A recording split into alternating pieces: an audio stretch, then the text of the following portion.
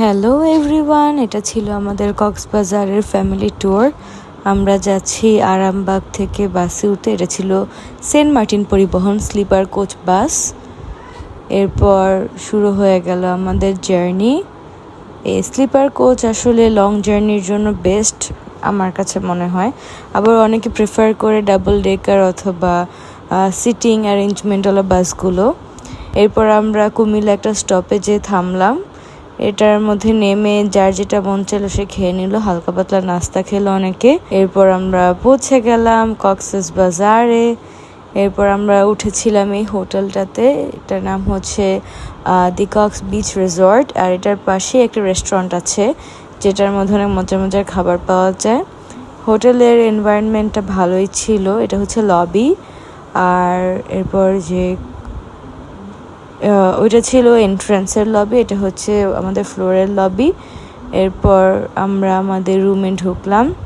রুমের ভাইবটা ভালোই ছিল, আর কোজি একটা ভাইব ছিল, আর অ্যাফোর্ডেবল প্রাইসের মধ্যে ছিল। অ্যারাউন্ড 3 to 4K, 3 থেকে 4 হাজার টাকার মধ্যে ছিল। কারণ আমরা তখন মনে ডিসকাউন্টেড ছিল, আমার ঠিক খেয়াল নেই। আর এছাড়া যদি সিজনে যাওয়া হয় তাহলে এটার প্রাইস আরও বেশি হবে। ওয়াশরুমটা অ্যাভারেজ ছিল, কিন্তু রুমের ভাইবটা অনেক ভালো লেগেছে। এরপর আমরা চলে গেলাম বিচে। আর এটা হচ্ছে আনারকলি, আমাদের সবচেয়ে প্রিয় একটা ফল আনারকলি। এটা হচ্ছে প্যাশন ফ্রুট, এটাকে ওরা সবাই আনারকলি নাম দিয়েছে কক্সবাজারের মানুষজন। আমি বলেছিলাম চিনি দিতে না সেকেন্ডবার, প্রথমবার ওনারা চিনি দিয়ে ফেলেছিল। আর আনারকলি তো আমি গিয়েই 5টা খেয়ে ফেলেছি, মানে আমার এত মজা লেগেছে, এটা ফ্লেভারটা অনেক মজা ছিল।